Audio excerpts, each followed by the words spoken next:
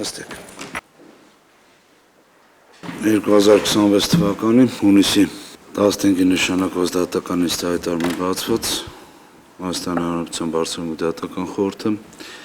սույն դեպքում հանդես գալով որպես դատարան նախագահությամբ Արթուր Աթաբեկյանի, անդամությամբ Անահիտ Աբրահամյանի, Արմեն Դանիելյանի, Կարեն Թումանյանի, Երանուհի Թումանյանցի, Մերիամ Բարծումյանի,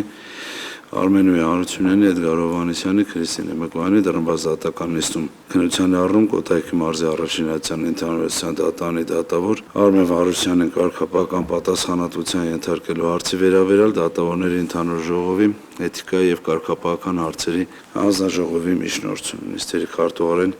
խնդրում զեկուցել ովքեր ներկայացել դատական նիստին։ Դատական նիստին ներկայացել են դատավորների ընդհանուր ժողովի էթիկայի եւ կարգապահական հարցերի հանձնաժողովի նախագահ Հովիկ Շահնազարյանը, դատավորների ընդհանուր ժողովի էթիկայի եւ կարգապահական հարցերի հանձնաժողովի անդամ Արման Հովհաննիսյանը եւ Կոտայքի մարզի առաջին այցյան ընդհանուր իրավասության դատարանի դատավոր Արմեն Վարուշյանը։ Շատ լավ, շնորհակալություն բարձրաբանման համար։ Հայտնեմ, որ խորհրդի անդամ Աշոտ Հայրապետյանը գտնվում է հերթական արձակուրդում, դրա համար չի մասնակցում խորհրդի այս նիստին։ Խորհրդի անդամների կողմից կա ինքնաբացարկի միջնորդություն, չունենք, կա միջնորդություն բացարկի վերաբերյալ։ Չկա։ Դուք ունեք բացարկի վերաբերյալ։ Չկա հարգելի խորհուրդ, ուղղակի հաշվի առնելով, որ դատական նիստը տեսած այնագրվում է, խնդրեմ քննարկել դրա թույլատրելիության հարցը։ Հա, ճիշտ է, բացարկի հետ կապ չուներ, թույլատրելիության հարցը քննարկելու մի հատ կբարձաբանեք, այդ ինչա նշանակում, ինչ նկատի ունեք, թույլատրելի, անթույլատրելի։ Հարգելի խորհուրդ, ըստ էության սույն հարցի քննարկման շրջանակներում հանդես եք գալիս որպես դատարան, դա տարածվում է դատավարական կարգի նկատմամբ վերաբերել իմացով վարչական դատավարության օրենսգրքի իրավակարգավորումները։ Նույն օրենսգրքի 100-րդ հոդվածի համաձայն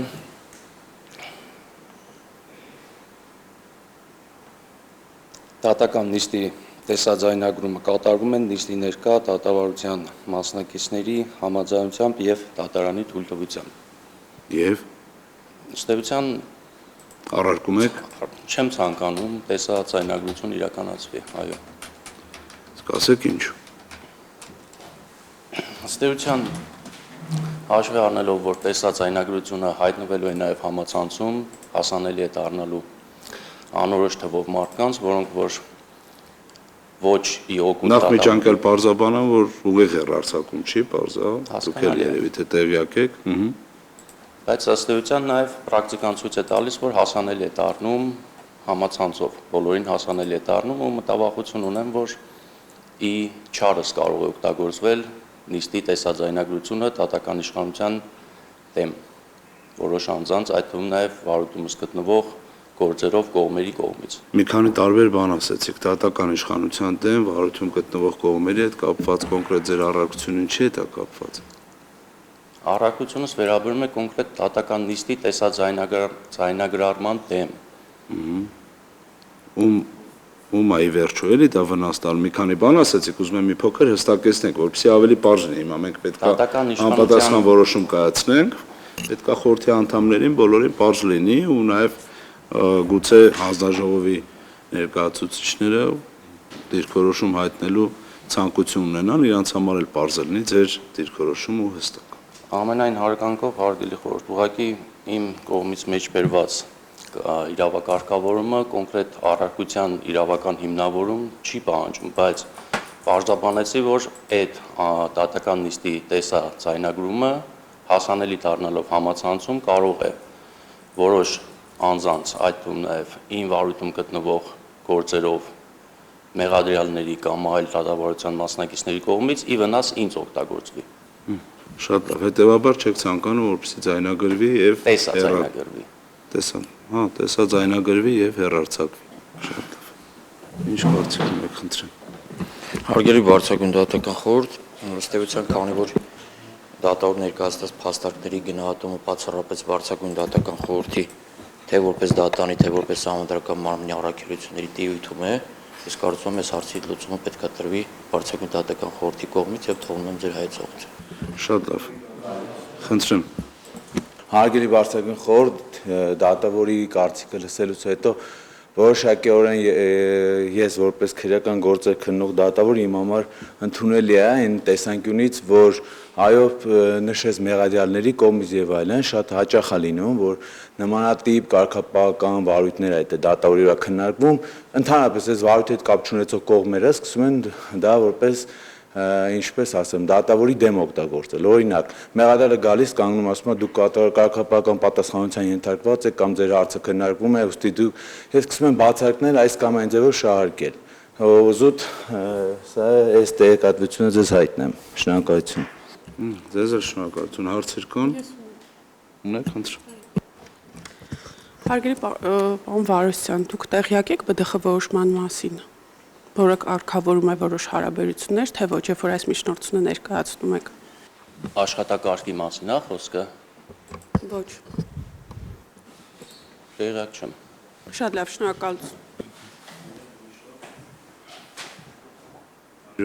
Մի քանի րոպեից կվերադառնանք հեռանք որոշում կայացնել։ Կարող եք նստել։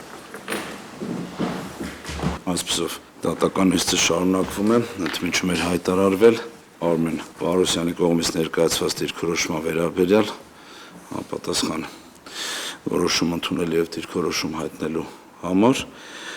եւ այսպեսով հիմք ընդունելով բարձրագույն դատական խորհրդի որոշմամբ հաստատված աշխատակարգով սահմանված կարգնային մասին, որ խորհրդի դրված նիստերը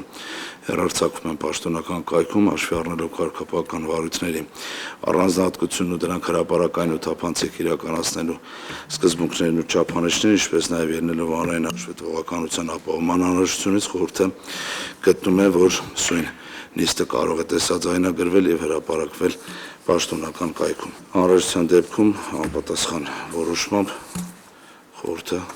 լրացուցիչ կներկայացնի դիրքորոշում, բայց այդ դիրքորոշումը չի կարող սրանից որևէ ձևով տարբերվել։ Այսպիսով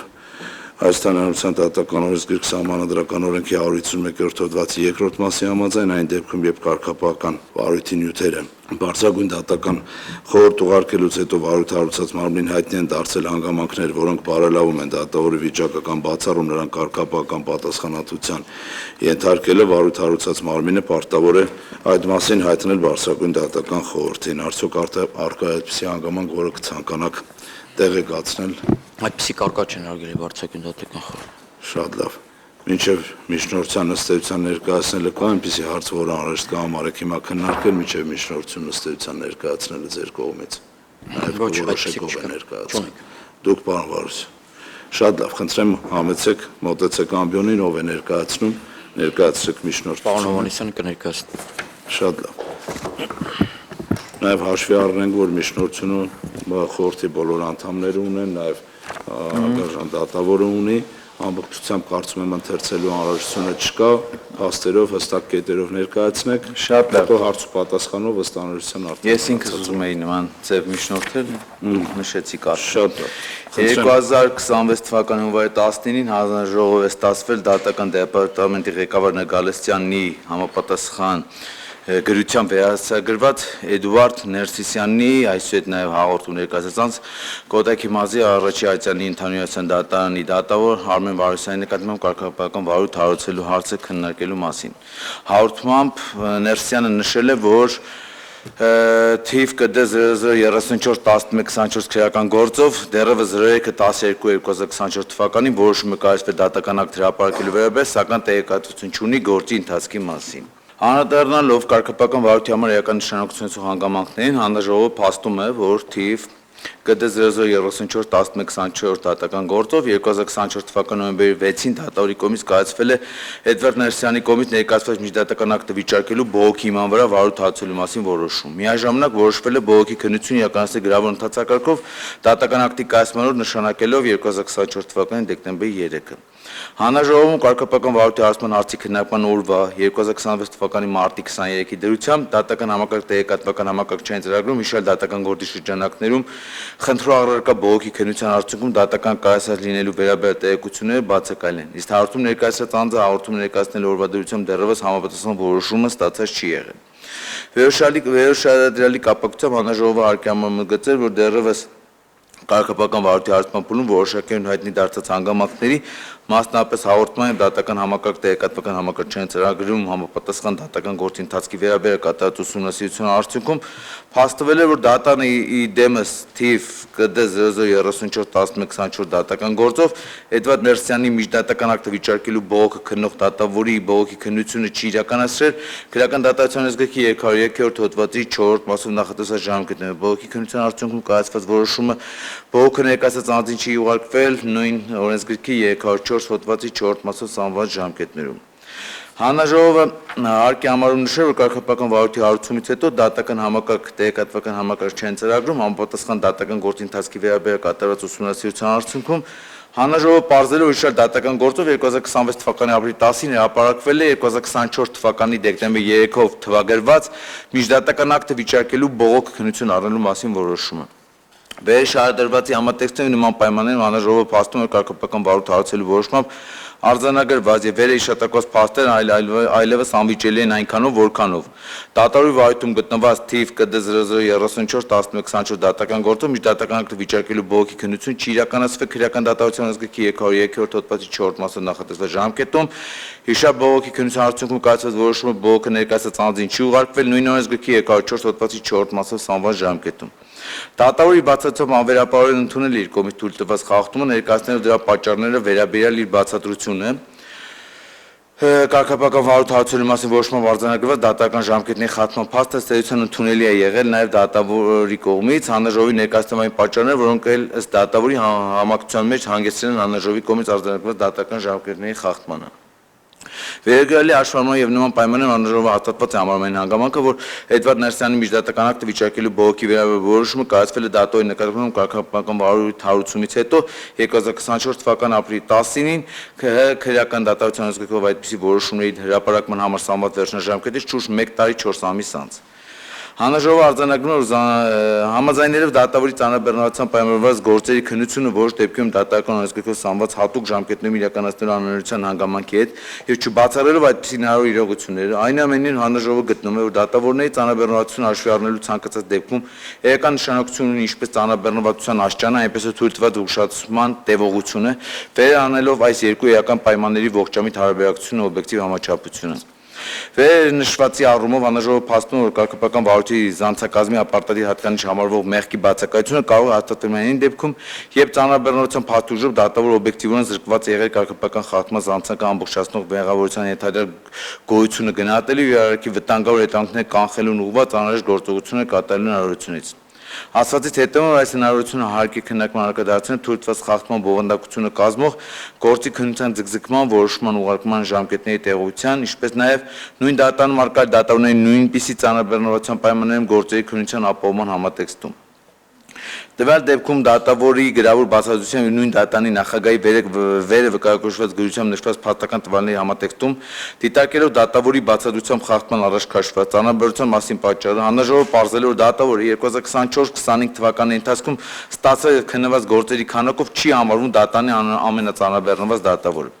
Հետաբար համադրելով քրեական գործերի միջդատական վարույթի դատական երաշխիքների, դատական ակտերի կատարման դատական հանձնարարությունների մասով ստացված եւ ավարտված գործերի ընդհանուր քանակները,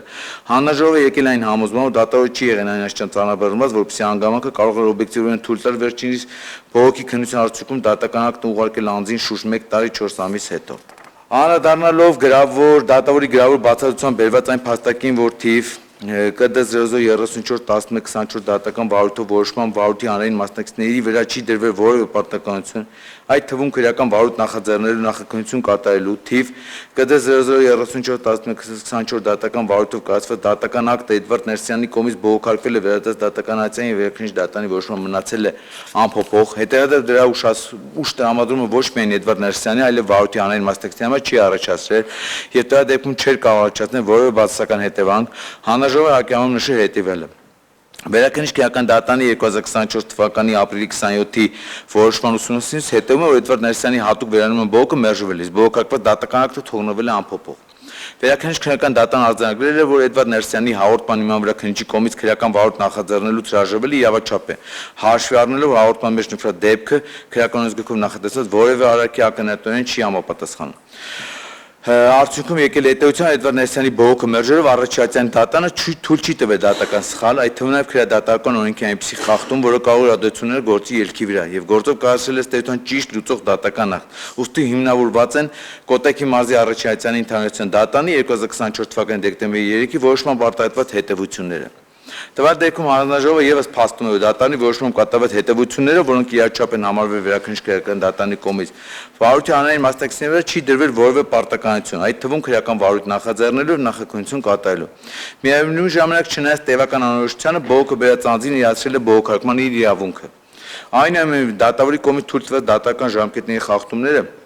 այդչափ երկար տևողության պայմաններում հանրաժողովի գնահատմամբ հեղինակազրկել են դատական իշխանությունը, քանի որ դատական իշխանությունը չի կարող չհեղինակազրկվել այն պայմաններում, երբ անձը իր բողոքի վերաբերյալ, որի քննությունը պետք է իրականացվեր 1 ամսյա ժամկետում։ Այդ ժամկետից ավարտից հետո 1 տարի 4 ամիս մնում է անորոշության և սպասման մեջ, իսկ համապատասխան դատական ակտը ստանում է հաղորդման քննարկման արդյունքում կայացված դատավորի նկատմամբ կարգապահական վարույթ հարուցելուց հետո միայն։ Հանրաժողովը հատկապես կարևորում այն հանգամանքի ընդգծում է եւ շեշտադրում է դատական ժամկետներում համապատասխան գործողությունների կատարումը դատավորի համար իմպերատիվ պահանջ է եւ այն չի կարող եւ չպետք է պայմանավորված լինի այն հանգամանքով թե իրավունքի որևէ սուբյեկտի վրա պարտականություն դրվել է թե ոչ։ Իհարկե որոշ դեպքերում կախված խախտված ժամկետի տևողությունից եւ վարույթի համար իրական այլ հանգամանքներից այդ խախտումները կարող են որակվել որպես նվազ կարևոր, սակայն հաշվի առնելով սույն վարույթով քննարկվող խախտման բնույթն ու տևողությունը եւ ելնելով խախտման ծանրության աշճանից հանրաժողովը ընդգծում է որ դատարան դիմաց անձը 1 տարուց ավել ակնկալել է գործի քննության համար սահմանված ժամկետում ստանալու դատարանի որոշումը անկախ այն հանգամանքից, թե ինչպիսի ելք կունենար բողոքի քննությունը։ Արդյունքում ամփոփելով վերշահադրված ոչ իրական դիրքորոշումը հանրաժողովը գտնում է քննարկվող դեպքում արկայեն Սահմանադրության, դատական օրենսգրքի եւ քրեական դատարանության օրենսգրքերի առերևույթ նորմերի առերևույթ խախտումներ։ Եվ միաժամանակ անդրադառնալով դատավորի կողմից թույլ տված կարգապահական խախտման նկատմամբ վերջինս հոգեբանական վերաբերմունքը ըստ այդմ մեղքի ձևը գնահատելու համար ելեկետային է համարվում վերջինս բացատրությամբ հայտնված տեղեկություններ եւ գտնում է որ դատավորը թույլ է տվել վերշահադրված իրավունքի նորմերի դատավորի վարքագծի կանոնների խախտումը, որոնք վերջինս կատարել է կոպիտ անփութությամբ։ Միաժամանակ հանրաժողովը հարգելով դատավորի կարգավիճակն ու գիտակցելով վերջինս հեղինակությունը բարձր պահելու պարտականությունը ընդգծում է դատավորի վերաբերյալ սուր որոշման արձանագրված պնդումները, դիրքորոշումները եւ այլն, այդ թվում խախտումների մասին եզրանկումները, արվել իր լիազորություն շրջանակում զուտ իր դատողությունների արդյունքում, վարույթի համար իրական փաստերի գնահատման եւ իրավունքի նորմերի մեկնաբանության սեփական ընկալման արդյունքների համաձայն հաշվի առնելով որ խախտումները դատավորի կողմից թույլ տված լինելու փաստը կարող է վերջնականապես հաստատվել բացառապես դատավորին կարգապահական պատասխանատվության ենթարկելու միջնորդություն քննող դատանը բարձրագույն դատական խորհուրդը։ Արդյունքում հանձնաժողովը որոշել է Կոտայքի մարզի առաջի հայցանի ընդհանրության դատանի դատավոր Արմեն Բարոսյանի կարգապահական պատասխանատվության ենթարկելու հարցը լուծելու համար միջնորդություն ներկայացնել բարձրագույն դատական խորհուրդ։ Շնորհակալություն։ Շատ լավ։ Ձեզ նույնպես շնորհակալություն, կարող եք զբաղեցնել ձեր տեղը։ Այժմ պարոն Վարուսյանը հարցեր տալու։ Ինչպես։ Ուզում եք լրացնեք, խնդրեմ, մոտեցեք։ Շնորհակալություն հարգելի բարձրագույն դատական խորհուրդ, մանրամասն ներկայացվեցին միջնորդության բովանդակությունը։ Ես կուզենայի պարզապես ուշադրություն դարձնել մի կարևոր հանգամանքի վրա, որ ըստ էության միջնորդությունը ներկայացվել է ժամկետային 2 խախտման համար, այն տրամաբանության, որ առաջին խախտումը վերաբերում է նրան, որ գործ ըստ էության միջդատական վարույթի վերաբերյալ չէր քննվել 1 ամսյա ժամկետում եւ որից դիրը սա առավելագույն ժամկետ է համարում, հաշվի առնելով որ հնարավորինս սեմ ժամկետում պետք է քննվել, այսինքն մինչև մի ամիս պետք է քննվել, 1 ամսյա ժամկետի խախտումն արձանագրվել եւ երկրորդը ասում է դրանից հետո պետք է ուղարկես, ոչ թե պարզապես ուղարկես, այլ անհապաղ ուղարկես։ Այսինքն երկրորդ խախտումն էլ ուղարկման դրույթն է, որը որ մենք վերագրել ենք դատավորին, հաշվի առնելով այս գործի առանձնահատկությունը։ Եվ մի հանգամանք էլ կցանկանայի նշել, մենք այս ակտի վերաբերյալ դեռևս չունենք վերջնական դատական ակտ, որքանը որ տեղյակ եմ վճռաբեկության կարգով բողոքարկում ունենք եւ այս պայմաններում չկա նաեւ վճռաբեկ դատանի համապատասխան որոշում։ Սա իրազեկում բարձրապես շնորհակալություն։ Շատ լավ, շնորհակալություն, խնդրեմ դուք իրավունք ունեք հարցեր տալու միջնորդության վերաբերյալ, խնդրեմ։ Հա, որ 1 ամսյա ժամկետի խախտում, պարոն Շահնազարյան, 1 ամսյա ժամկետում չեմ քննել, որոշում չեմ կայացրել, հա։ Այո։ Հա։ Ավելի 1 ամսյա ժամկետը առավելագույն ժամկետ է եւ նշվում է ուղիղ հնարավորինս սեմ ժամկետում ոչ ավել քան 1 ամիս։ Այսինքն մի ամսում էլ չպետք է քննել ըստ օրենսդրի տրամաբանության։ Ավելի շնորհակալություն։ Մեկ այլ հարց հետեւյալը։ այլ լիազոր մարմնի ներկայացուցիչ, օրինակ այլ կարգապահական վարույթի շրջանակներում քրեական գործերի դատավարական ժամկետների խախտման հետ կապված որպես կարմիր գիծ, դիտում է որպես մինչև 8-9 ամիսը։ Արդյոք հանձնաժողովում կա ինչ-որ տենց ուղենիշային ժամկետներ, որի խախտման դեպքում օրինակ կարգապահական վարույթ չի հարուցվում կամ հարուցվելու դեպքում կարճվում է։ Շնորհակալություն հարցի համար, իրազեկեմ, որ մինչև հիմա 8-9 ամսով ես չեմ հիշում, որ քրեական Այլ լիազոր մարմնի մասին էր դա խոսքը։ այլ լիազոր մարմնի գործունեությունից բնականաբար ես ինձ իրավունք չեմ վերաբերել։ Օրինակի համար բերեցին Դուք հարցը տվել եք, Ես ուղղակի կարող եմ առանց ընդհատելու հետևյալ ձևաչափն է։ Հարցը տալիս եք, սպասում եք պատասխանին, անկախ նրանից պատասխանը ձեզ բավարարում է, թե չի բավարարում, դուք ունենալու եք եւ պատասխան ներկայացնելու հնարավորություն, նաեւ ունենալու եք եզրափակիչ ելույթով հանդես գալու հնարավորություն։ Հարց, հստակ պատասխան ու առանց արձագանքների, խնդրեմ։ Մի բան կարող եմ ընդհանրապես ասել, վերջերս ոնց որ ունենք արդեն միջնորդություն ներկայացված Բարձրագույն դատական խորհրդին, հենց քրեական գործեր քննող դատավորի վերաբերյալ, որտեղ եթե չեմ սխալվում, մինչև 3 ամսվա կետանցի մասին էր խոսքը։ Ես ընդհանրապես փաստը կարող եմ արձանագրել, որ ոնց որ թե ձեր ասածը փաստացի մյուս վարույթ հարուցող մարմնի գործողությունների հետ այդքան կապ չունի, բայց դա մեր մոտեցումը չի, մեր մոտեցումը արտահայտվել է սույն միջնորդությամբ ամենայն դեպս։ Իսկ ինչ վերաբերում է ներողություն մյուս վարույթների, գաղտնի է վարույթը ընթանում, ես բնականաբար չեմ էլ կարող կոնկրետ տեղեկություններ ձեզ տրամադրել, բայց կարող եմ ասել, որ 8-9 ամսվա վերաբերյալ մենք որևէ այդպիսի դեպք չենք ունեցել, որին պարզապես անարձագանք ենք թողել։ Լավ, նույն հարցը ուրիշ ձև, եթե թույլ կտա խորհուրդը ձևակերպեմ, եթե նույն խախտումը վերագրվող ինձ 6 ամիս լիներ օրինակ, ըստ ձեզ կհարուցվեր կարգապահական վարույթ, թե ոչ։ Չեմ կարող պատասխանել, հանձնաժողովը ոնց կորոշվի։ Եվ հետևանքի հետ կապված, օրինակ տարբերություն կա դատական ակտի տեսակը, դատավճիռ է, որի պայմաններում անձի նկատմամբ օրինակ հետևանք է առաջանում ուշտրամադրումը, այդ թվում նաև խափանման միջոցները կիրառված են մնում ավելի երկար, թե դա էական չի հանձնաժողովի համար։ Ես կարծում եմ կարգապահական խախտման տեսանկյունից ինքը նշանակություն ունենալ չի կարող, որովհետև մենք գտել ենք, որ բացասական հետևանքներ այս պարագայում առաջացել են, բայց այդ պատասխանատվության ենթարկելու ժամանակ գուցե Բարձրագույն դատական խորհուրդը դա հաշվի առնի եւ պատժի ճակերտավոր պատժի, տեսանկյունից ըստ էության կայացնի համապատասխան որոշում։ Այդ լիազորությունը մենք չունենք։ Մեր լիազորությունների շրջանակներում մենք գտել ենք, որ դատական օրենքի սահմանադրական օրենքի 142-րդ հոդվածի 2-րդ մասով սահմանված այդ ընված կարևոր նշանակության շեմը չենք կարող հաղթահարել եւ համարել ենք, որ թույլ տրված խախտումը իր բնույթով համարվում է կարգապահական խախտում եւ թե հետագայում դա ինչ նշանակություն կունենա, ինչպիսի հանգամանքներ այդ թվում մեղմացուցիչ հաշվի կառնեն ձեր օգտին, բնականաբար դա արդեն կտեսնենք այս վարույթի արդյունքները։ Շնորհակալություն, այլ հարցեր չունեմ։ Շնորհակալություն, խորհրդի անդամները հարցին։ Ասեք։ Հանձնաժողովի հարգելի անդամներ, ով նպատակահարմար կգտնի, թող պատասխանի, պարոն Հովհաննիսյանը իր խոսքի մեջ նշեց, դուք դատանի ամենածանրաբեռնված դատավորը չէիք ըստ ձեր կատարած ուսումնասիրության։ Ուզում եմ հասկանամ, ինչ չափանիշներով եք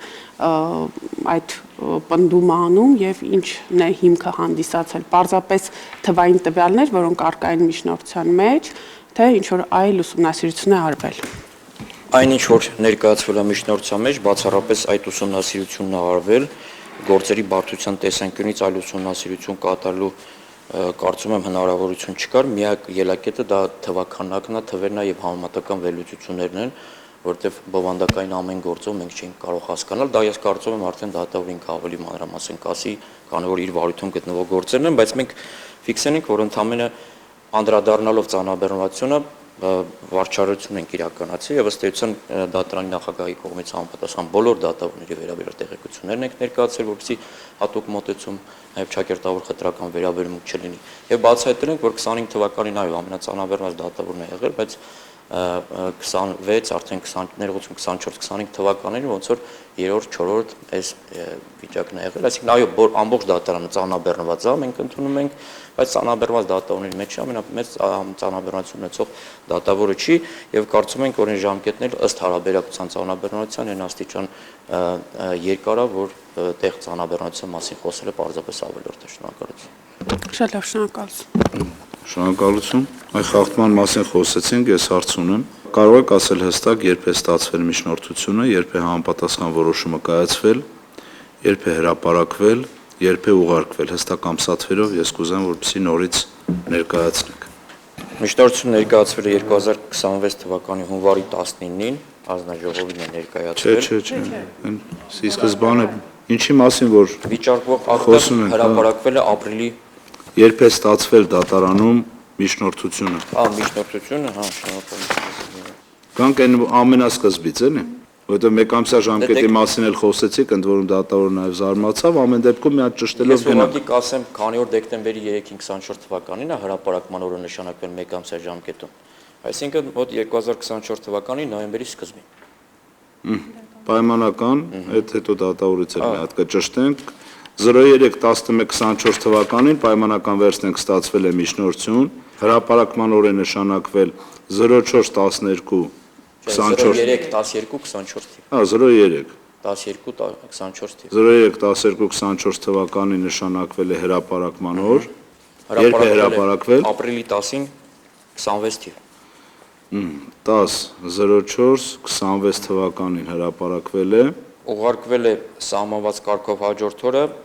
վերաքննիչ դատարաններ որոշումը կայացրել 27 ապրիլին, այսինքն մինչև մեկ ամսվա ժամկետ։ ասենք 11-04-ին ուղարկվել է,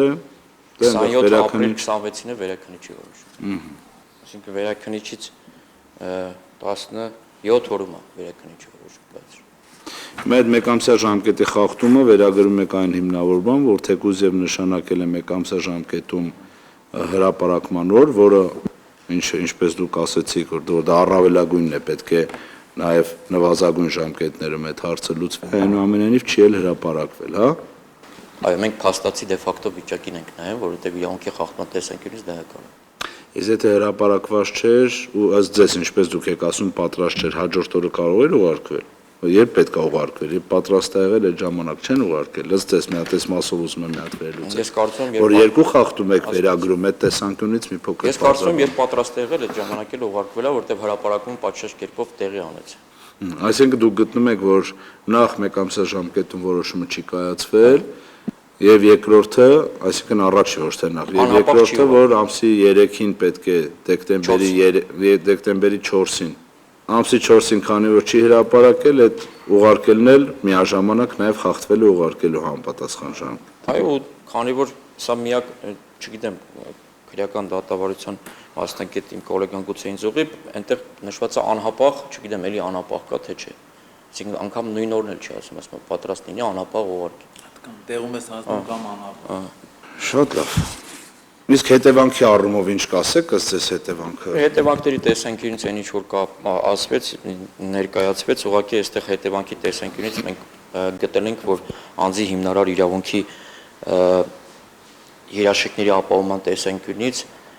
հավանական բացասական հետևանքների սկզբունքով առաջնորդվել է խիստ վտանգավոր է, որովհետև այդպես որ լինի կթողնենք այդ ամեն ինչը ռիսկը ընդհանրապես դատավորին եւ դատավորը կմտածի ցանկացած դեպքում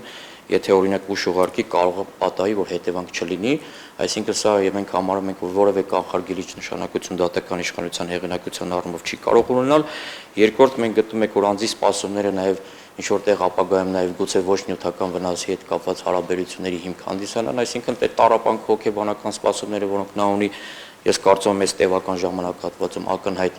ակնհայտ է որ անձը սпасել է այս դատական ակտի երգին եւ երրորդը որ հանրությունը կարող է մտածել որ մի պահի օրինակ դատական իշխանությունը ունակ չի իր առջև դրված խնդիրները ժամկետում լուծել եւ այդ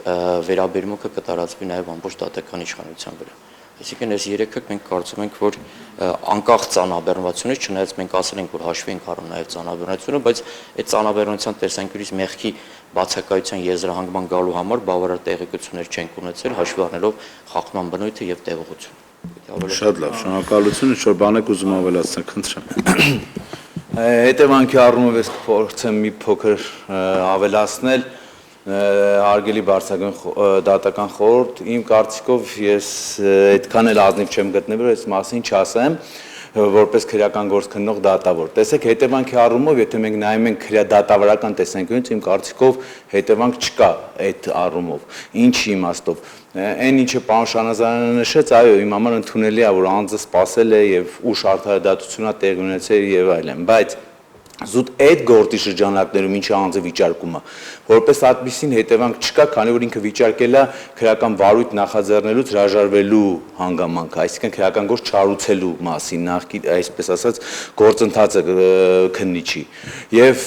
պարոն Վարոսյանի կողմից թեև 1 տարի 4 ամիս հետո գտել է որ այո ճիշտ է արել քննիչը պետք է քրեական գործ չարուցվի Եվ ինչ դեր վերաքննիչ դատարանն ասել է առաջիացյանն է ճիշտ ասել քրեական գործ պետքա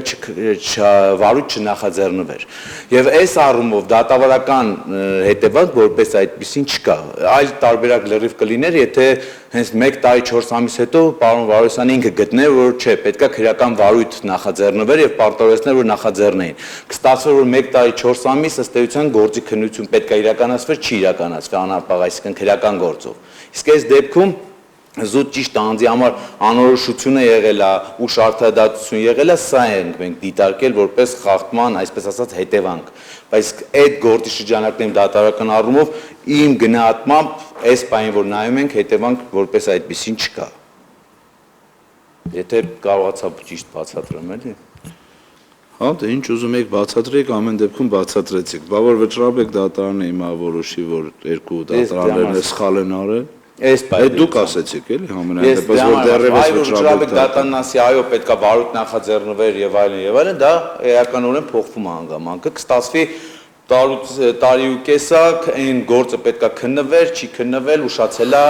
քրեական գործի քննությունը Լավ շնորհակալություն Անոր առաջաց խնդրեմ Այ խնդրում եմ պատասխանեք որ ասում եք դատավարական հետևանք չկա ողջամիտ ժամկետում գործի քննությունը նպատակա թե միջոց Պարոն Թումանյան ես դրա համար նշեցի այն քրեական գործի մասին որը այսպես ասած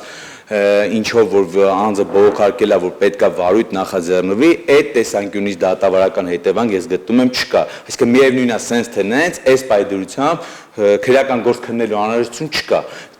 դա գտել է քննիչը դա գտել է առաջիացյանը դա գտել է վերաքննիչը իսկ այդ ողջամիտ ժամկետ անձի սպասումներ եւ այլն դատա այս քննության փուլում այո այդ մասով մենք խնդիր տեսնում ենք Եթե չտեսնենք գնահատենք կարծում եմ անհաջողորդ սա նվազ կարևոր է եւ միշտորցությունը չէր աստի դատարան Այդ իմ ասածը դա էր, որ հետևանքային առումով լրիվ այլ տարբերակ կլիներ, եթե գային կանգներ նույն պարոն Վարոսյանը գտներ, որ պետքա վարույթ նախաձեռնվեր։ Կստացվեր, որ 1 տարի 4 ամիս քրեական գործ չի քննվել, ինչը որ պետքա քննվեր։ Դա արդեն իմ կարծիքով այլ հետևանքի մասին է խոսում։ Այսինքն ձեր մեկնաբանությունն նրա մասին, հա, եթե ճիշտ եմ հասկացել, թե սխալ եմ հասկացել, դիրքորոշում արտահայտեք, որ եթե քաղաքացու հայցը կամ պահանջը քրեական գործով բողոքը պետք է մերժվի, կարա ցանկացած ժամկետ խախտվի, ինքը հետևանք չունենա։ Կամ չխախտվի, ենթադրյալ որևէ ժամկետ անցնի ու համարվի չխախտված։ Ես նորից եմ ասում, մենք չենք ասում, որ դա ճիշտ է արվել եւ վերջ։ Հետևանքից քանի որ խոսեցին, ես ասեցի այլ կլիներ լրիվ հետևանքը, թե այս հետևանքները մենք ունենայինք, բայց քանի որ դատարական իմաստով չունենք, գտնում եմ այդ գործի process-ի ընթացքում որպես այդպեսին մենք հետևանք չունենք, բայց դա չի նշանակում, որ դատարանը ինքը պետք է ասի միևնույնն է մերժելու եմ, կարող եմ 2 տարուց մերժեմ կամ տարի ու կեսից։ Եթե տենց մոտեցում ցուցաբերենք, միջնորդությունը դատարան չէր հասնի այստեղ։ Ասեք տկնուկ։ Հարգելի գործընկերներ, մեկ հարց է հենց սրա վերաբերյալ։ Նախ առաջինը դատավորին կարգապահական պատասխանատվության ենթարկելու հիմքը այս դեպքում ո՞րն է։ Այդ նյութական դատավարական իրավունքի խախտումը, որը կատարվել է դիտավորությամբ կամ կոպիտ անփութությամբ, թե օրենսգրքով սահմանված դատավորի վարքագծի կանոնի խախտումը։ Հետաքրքիր հարց եք բարձրացնում, ամենայն դեպս միանշանակ դատավարական որպես հետևանք նաև վարքագծի կանոնի խախտում, այս հարցը էլի նորից, եթե բարձրագույն դատական խորհուրդը հարկ կհամարի, ցանկանայի որպեսզի հստակեցնի որոշման մեջ, եթե չեմ սխալվում, Մարիկյանի որոշման մեջ էր միակ տեղը, որտեղ որ գրված էր, որ այս դեպքերում դատավարական նորմի խախտում է արձանագրում եւ որպես հետևանք վարքագիծ, որովհետեւ մենք այնտեղ ունենք տարբեր ժամկետային կարգավորումներ եւ միշտ դատավարական նորմերի խախտումները, որոնք հստակ ժամկետներ են սահմանում, հանգեցնում են նաեւ միաժամանակ վարքագծի կանոնի խախտման եւ այստեղ մենք ժամկետային առումով հանձնաժողովում եւ կարծում եմ նաեւ մյուս վարույթ հարուցող մարմինը խնդիր ենք ունենում, որովհետեւ վարքագծի համար 3 ամիս է, այնտեղ մի տարի է։ Հաշվի առնելով ձեր կողմից տրված այդ որոշումը, մենք հիմք ենք ընդունում դատարական նորմի խախտումը եւ վարքագիծը դիտում ենք որպես հետևանք, որովհետեւ ավելի པարզ լինի, բայց ընդհանուր առմամբ առանձին խախտումներ են, մեկը դատավարական, մեկը վարքագծի, որտեղ ողջամիտ ժամկետը վարքագիծը դատավարական է, հստակ ժամկետ է նախատեսված։ Երբ որ դատավարականը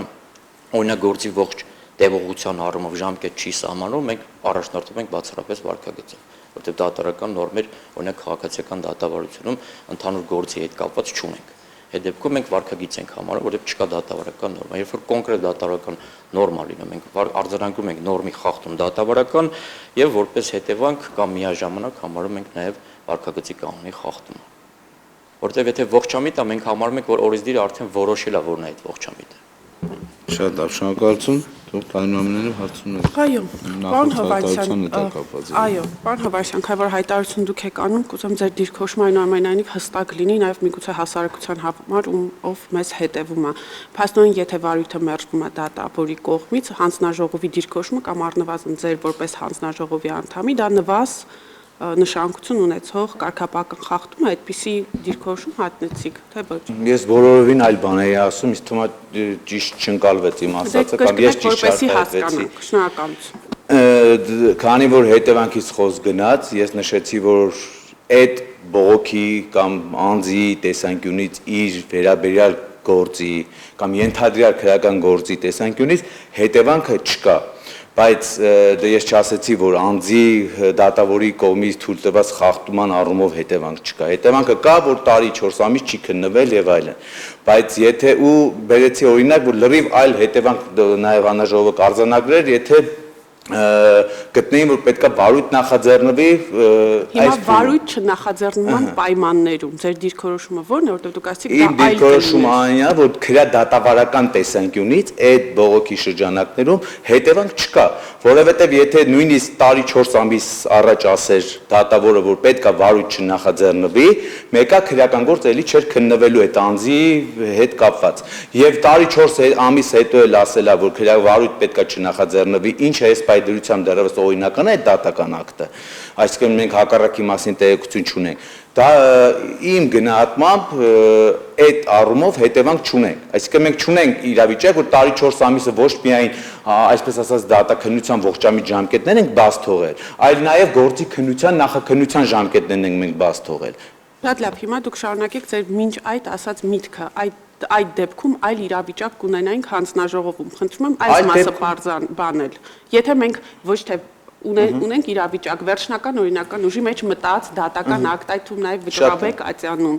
ունեք իրավիճակ, երբ որ ունենք այսպիսի միջդատական վարույթի որոշում, որը ուշացվել է 1 տարի 4 ամիս, եւ ոչ մի հետևանք ձեր գնահատմամբ չկա, ինչպիսին է հանձնաժողովի կամ ձեր որպես հանձնաժողովի անդամի դիրքորոշումը։ Ես նշեցի, որ եթե մենք ունենայինք այլ իրավիճակ, դա եւս մենք հետևանքի մեջ կներառեինք, ու արդեն այդ հետևանքը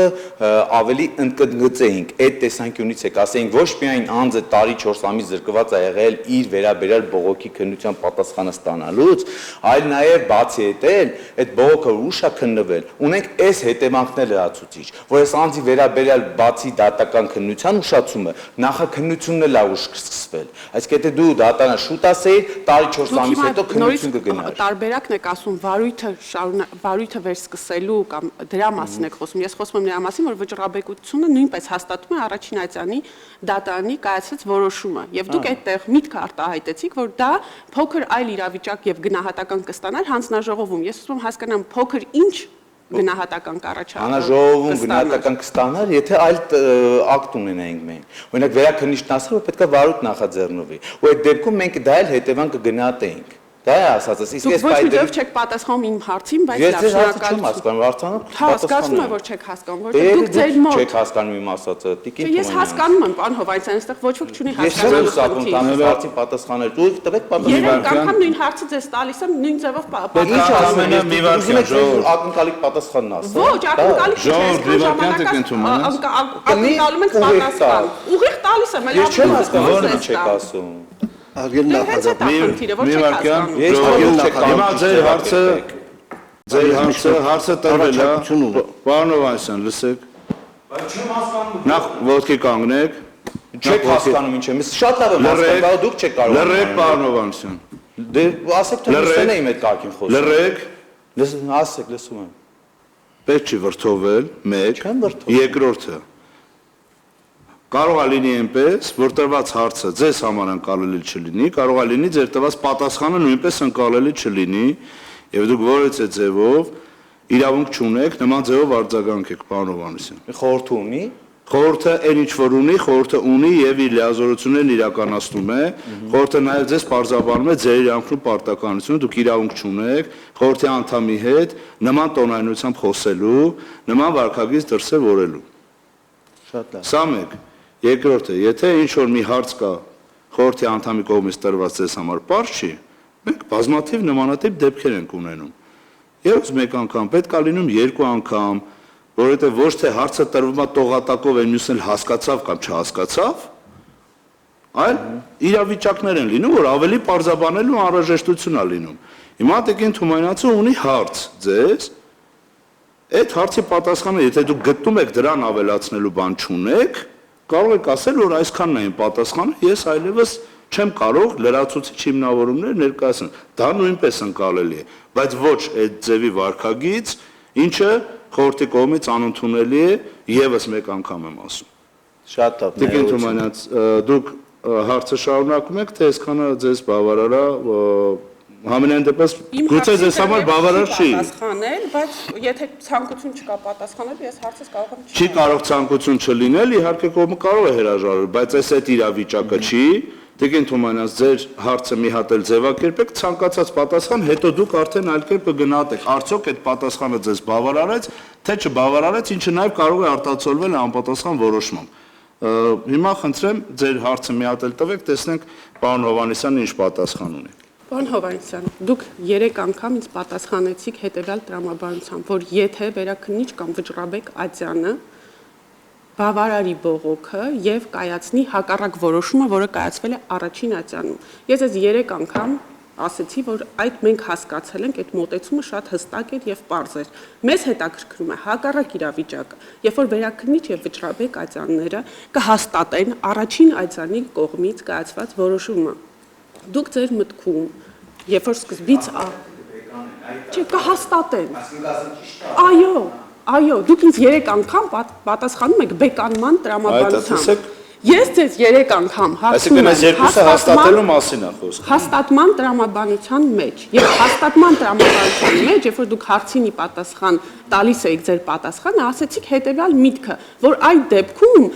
հաստատ այլ ձևով հանձնաժողովը կարձագանքեր, միգուցե նվազ բառ օգտագործեցիք, դուք ասիք միգուցե նվազ կամ այլ ձևով։ Եվ ես ուզում եմ հասկանամ ձեր դիրքորոշումը կամ միգուցե հանձնաժողովի դիրքորոշումը կամ ձեր որպես հանձնաժողովի անդամի դիրքորոշումը տվյալ դեպքում։ Հստակեցրեք, որովհետև դա ասացիք խոսքի մեջ, եւ դա հստակ չհնչեց։ Ես ուզում եմ հստակ դիրքորոշումը։ Ու նաեւ դիրքորոշումը առայն դա ձեր դիրքորոշումն է, դա հանձնաժողովի դիրքորոշումն է, դա ձեր որպես հանձնաժողովի անդամի դիրքորոշումն է։ Շատ որպես քրեական գործ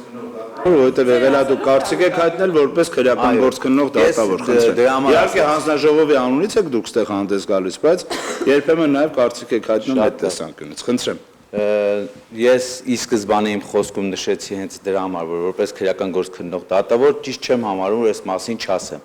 Տիկին Թումանյանց, տեսեք, այս պայդրությամբ, այո, մենք ունենք վերադասատանի կողմից հաստատված առաջի Ատյանի որոշումը, այսինքն իրավիճակը ձեր բերած, այս պայդրությամբ այդպես է, մենք չունենք բեկանում, հետևաբար ես ասում եմ, քանի որ հաստատված է դեռևս այդ որոշումը,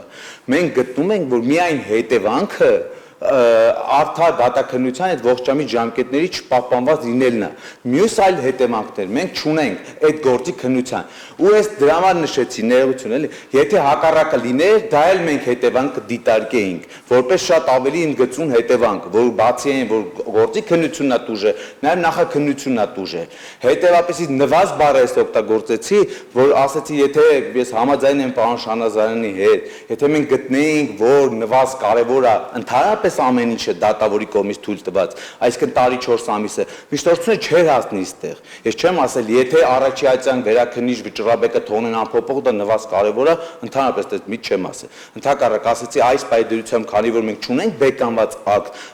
ակտը դեռևս օրինական ուժ է ստացել, շարունակում մնալ օրինական ուժի մեջ, օրինականությունը ստուգման փուլում է, բայց շարունակում մնալ օրինական ուժի մեջ։ Այս պայդրությամբ մենք հետևանք այդ դատավարական տեսանկյունից գործի քննության նախաքննություն եւ այլն չունենք։ Ես դա եմ ընդհանրապես ասել։ Շատ լավ, շնորհակալություն։ Շնորհակալություն։ Կոլեգայիս միտքը շարունակելով ես ավելացնեմ, որ հանձնաժողովում հենց երկար ժամանակ քննարկվել է հարց, թե արդյոք կա վերջնական դատական ակտ այս կապակցությամբ թե ոչ, բայց քանի որ մենք ունենք ժամկետային սահմանափակումներ, իրականում մենք սպասեցինք, չունեցանք վճռաբեկ դատանի համապատասխան որոշում եւ ներկայացրեցինք միջնորդությունը։ Այնուամենայնիվ, եթե անգամ այդ դատական ակտը լիներ վճռաբեկ դատարան, մենք էլի բերելու ենք այս միջնորդությունը, հաշվի առնելով, որ ինչպես արդեն արձանագրեցինք, մենք այստեղ բոլորովին իթիվս դատավարական հետևանքների տեսել ենք նաև այլ հետևանք, որը մեր համար շատ կարևոր է որպես դատավոր կամ հանձնաժողովի գործունեությունից բխող նպատակ, հա, այսպես ասած։ Դրա համար նորից եմ ասում, մենք իրականում սպասել ենք, որտեղ վարույթի բազմակողմանության համար մեր համար դա պետք էր, որ այսքան հարցեր չքննարկվեին այստեղ, բայց տեսանք, որ ժամկետ ունենք, ժամկետը լրացավ եւ առանց վճռաբեկ դատանի համապատասխան որոշման մենք ներկայացրեցինք միջնորդություն, ուզում ասեմ, այդ դատավարական առումով հարցը մենք էլ ենք կարևորել որպես լրացուցիչ հետևանքի առկայություն կամ բացակայություն, որտեղ դա կարող է նաև դատավորի օգտին լինել, վերջը պատասխանատվության ենթարկելու ժամանակ կարող է դա ինչ-որ չափով նշանակություն ունենալ։ Շնորհակալություն։ Շատ լավ, ձեզ նույնպես շնորհակալություն, հարց ունեք, խնդրեմ։ Պարոն Հովհաննիսյան, դուք ձեր պատասխանում փոխեցիք այն ինչ որ ես հարցրել եմ, ասացիք միայն դա հետևանքի առումով։ Բացի դա ես մի բան չնայած նախագահողն ասեց, բայց ես ուզում եմ ձեզ հորդորեմ, որ դուք ես որքան հիշում եմ, դուք դատավոր եք, որ դատական նիստերի դահլիճում, եթե որևէ մեկը ձեզ նման ձևով արտահայտվի, որ դուք չեք հասկանում եւ այլն, կարծում եմ դուք պետք է դիրքորոշում ունենաք։ Եվ հետևապես ես ուզում եմ, քանի որ բոլորն են լսում, դատավորները, որ գալիս են Վարչագույն դատական խորհուրդ, բացարձակ հարգանք ցուցաբերեն Վարչագույն դատական խորհրդի բոլոր անդամների նկատմամբ։ Հարգելի Վարչագույն դատական խորհուրդ, ես կարծում եմ նախագահողը բավականաչափ պարզաբանեց եւ ըստ էության հարցադրումը տրվեց, հարգելի պարոն Թումանյան։ Վարչագույն դատական խորհուրդը բան ասում, դուք լրացնում եք, խորհրդի անդամը բան ասում, դուք ուզում եք լրացնեք։ Այո, որովհետեւ խորհուրդը արդենից դրա վերաբերյալ արձագանք ուներ, հետեւաբար ես լրացնում եմ։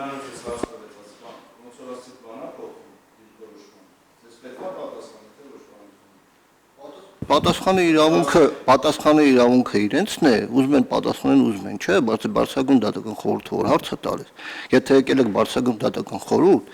ուրեմն այն ձեզ պահեք, որ Վարչագույն դատական խորհուրդը չզգա, որ իրենց նկատմամբ կամ առանձին անդամների նկատմամբ անհարգալից վերաբերմունք կա։ Ես որպես նախագահ անդրադարձա, այդ հարցերից բացաբանեցի ու ակնհայտ է, որ դրանից հետո պարոն Հովհաննիսյանը իր վարկագիծը միանշանակ է որ վերանայեց։ Հիմա եթե ուզում եք պարոն Թումանյանի իրավական հարցին որ տարբերվեց, եթե ուզում եք դրան արձագանքել, դրան էլ արձագանքեք ոչ։ Միջև արձագանքել է ես այդ հարցի զուտ ցանկում եմ նշել, եթե ինչ-որ վարկագծով կամ արտահայտված մտքով Վարչագույն դատական խորհրդի, այդ թվում Տիկին Թումանյանցի հանդեպ ինչ-որ անարգալից դրսևորում եղավ, դա ես ներողություն եմ խնդրում, ես չէի ցանկանում։ Իսկ ինչ վերաբերում է պարոն Թումանյան, ձեր ասացին որ փոխեցի, ընդհանրապես չեմ փոխել։ Ես չգիտեմ ինչի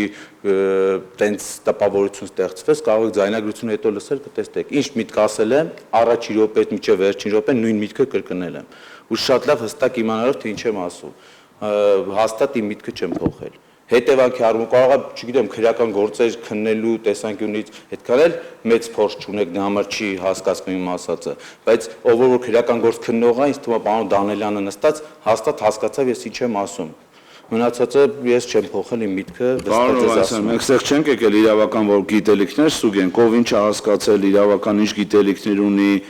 քրեականից լավ է հասկանում, քաղաքացիականից լավ է հասկանում, շատ լավ է որ դուք ձեզ համարում եք որ քրեականից շատ լավ եք հասկանում,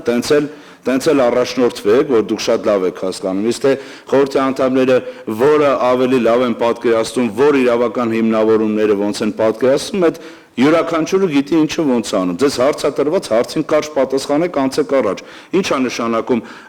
ով ոնց հասկացավ, պարոն Դանիելյանը կհասկանար, այն մեկը կհասկանար, ես ինչ խոսույթի մեջ ենք մտել, պարոն Հովհաննիսյան։ Որ դու Ոչ մի բան չի նշանակում, հիմա նստեք ձեր տեղը, ես էլ չեմ թողում դուք խոսեք։ Ես չեմ թողում դուք խոսեք, պարոն Հովհաննիսյան։ Հաջորդ անգամ այլ կերպ կարձագանքեմ։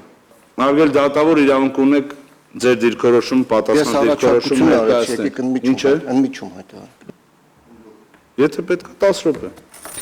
Միջև պատրաստվեք պատասխան ներկայացնելու 10 րոպե ընդմիջում։ Կարող եք ստել շնորհակալություն։ Այսպեսով դատական նիստը շարունակվում է ընդհանրական պահից, շատ կարճ ընդմիջում էր հայտարարվել։ Խորհուրդ արձանագրում է, որ կազմի փոփոխություն չկա եւ միջև ընդմիջում հայտարարել է մասնակիցները, ովքեր ներկային նիստին այս պահին նույնպես ներկա են եւ դատավորը եւ հանձնաժողովի նախագահը եւ հանձնաժողովի